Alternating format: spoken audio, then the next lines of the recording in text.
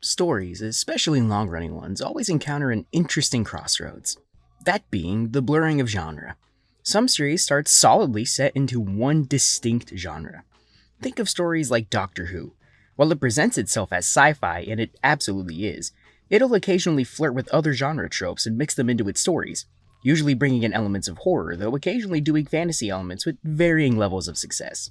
The make or breaking point of these shifts or bending of genre is the characters your stories revolve around. How flexible you've made your characters will usually be equivalent to how well you, as a writer, can shift a story's intended genre. This is obviously because characters are a core tenet of a plot.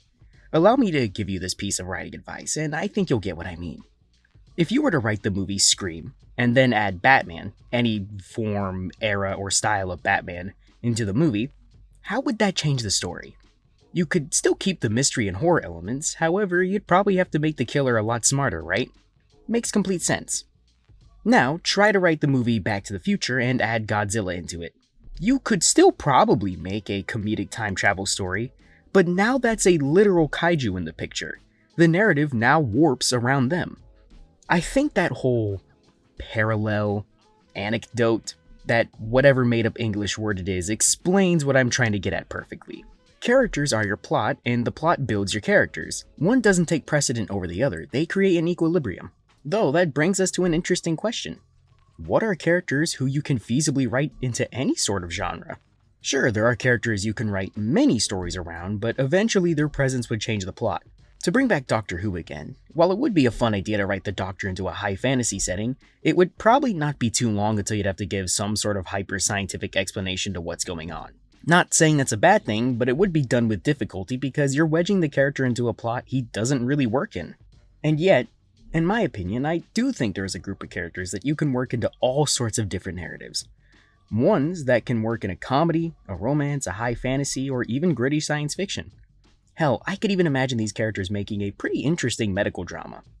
But enough yanking your attention. These characters are the Teenage Mutant Ninja Turtles. I mean, you saw the thumbnail, are you really that surprised? This video is going to be more of a think piece of sorts, closer to the old Yap Session videos I haven't made in a while. So, without further ado, allow me to show you the creative genius of the Teenage Mutant Ninja Turtles, and what makes them the ultimate pulp heroes. So yes, I should get out of the way that the Turtles usually are pulp.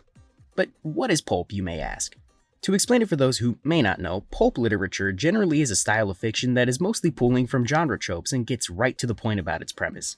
And while some would definitely use the term to be demeaning, I think many would come to realize that many famous and beloved stories are pulp to their very core. Allow me to list a few franchises, series, etc. that fall under this label. Star Wars, Dungeons and Dragons, Jurassic Park, The Maltese Falcon, and obviously Pulp Fiction. I think we can all recognize that all these things are widely beloved and acclaimed for good reasons. And as shown, they're all heavily informed by their genre or the genre works they're pulling influence from. Which leads us right back into the topic of our video. Remember how I said that pulp is right to the point with its premise? Well, how the hell can you get more pulpy than Teenage Mutant Ninja Turtles? The premise is literally the title, and not in the way all those shitty isekai anime or light novels are. It's just 4 simple words that alone mean individual things, but together mean a whole new thing. Personally, I think Eastman and Laird were super punk in the way they came about it. The level of disregard for any sort of quote-unquote refined work. I mean, nothing wrong with trying to be high art, but also having the artistic honesty to make something like Teenage Mutant Ninja Turtles just has power behind it. That's probably why it was so successful in the first place. If you're someone who thinks comics need to be taken completely seriously at all times, which, by the way, you're probably a little lame, it's like a spit in your face. And for someone who can respect that level of disregard for the way things traditionally are, then you can't help but find it interesting. That's what I love about the Turtles. I was introduced to the characters through the 1990 film. I watched it on DVD, I was not alive for the original release, and it was always one of my favorite childhood movies. But re-examining the Turtles recently has made me realize what their true superpower is. Their superpower is off the page. A metatextual one, I guess. Their power is that by being so straightforward about a premise that is conceptually so absurd, they give themselves the room to do literally anything. The only real rules they have to follow is set by the title. They're ninjas, they're turtles, they're mutants, and they're teenagers. By handing us something so outrageous at the start, we as the audience can really accept anything from here on out. I mean, Would you really find it so bizarre that the Ninja Turtles have traveled time? Because they've done that in multiple mediums and we don't even blink an eye at it. Yet when they introduce time travel into, say, Star Wars, it's a bit difficult to accept. Because with the way that the Star Wars world has been presented to us, we understand that adding time travel as an element maybe could make further storylines have less merit with the audience. But do that with the TMNT? Sure, you already have me believing that mutant turtles could be running around New York with ninjutsu. Time travel is not going to ruin my perception of that world. If you need examples of this, I mean, you can look at the various adaptations of the TMNT alone. The 1987 cartoon is more or less a screwball comedy. The 1990 film is an action film mixed with a family drama mixed with a great discussion on crime culture. The 2003 show is a much grittier show that pulls heavily from the comics and anime. I think you get my point. They've kept up this great element of the series even to this day. The Turtles are characters that are literally built for reinvention. With any story, especially one that's been running for decades, will find ways to reinvent itself. But the TMNT have been doing this out the gate. Originally, Eastman and Laird wrote the series as a parody of the Frank Miller run of Daredevil, essentially parodying how ultra-serious American comics had become in the 80s with books like Watchmen, Daredevil, The Killing Joke, and so on. But then it very soon turned into a sort of love letter to everything they loved about American comics, pulling heavy influence from the great Jack Kirby, bringing in some more heavy sci-fi elements like the Utroms, the Fugitoid, and the Triceratons, but they naturally brought in more mystical elements into the series too, focusing on the spiritual culture of Japan and the Turtles' roots. But it isn't always tongue-in-cheek fun. It gives itself room to take itself seriously as well.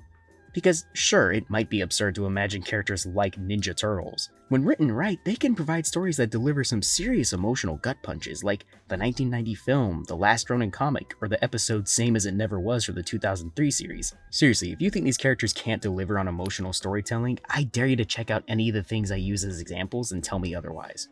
And this all goes to show the major strength of the Ninja Turtles as a franchise and a series. It's one of those rare series where each iteration is so drastically different, and yet each iteration has its own unique sense of self and merit to it. Okay, almost every iteration. But seriously, if you were to tell me your favorite version of the Turtles were from any version but the next mutation, I don't think I need an explanation. I would pretty much get it on the face value alone. It's also very rare to just find franchises like this out in the wild. The only other franchises that I think have really nailed down pulling off such drastic changes between versions are JoJo's Bizarre Adventure and Yu-Gi-Oh! Of course, with all this flexibility, there's also the hidden strength of the TMNT, and that is their insane ability to do so many crossovers.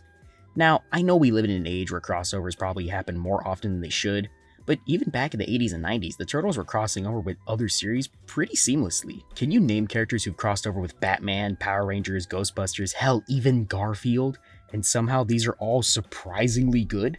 The only TMNT crossovers I didn't care for was the Naruto and TMNT comic, which is surprising because I love Naruto and TMNT a lot.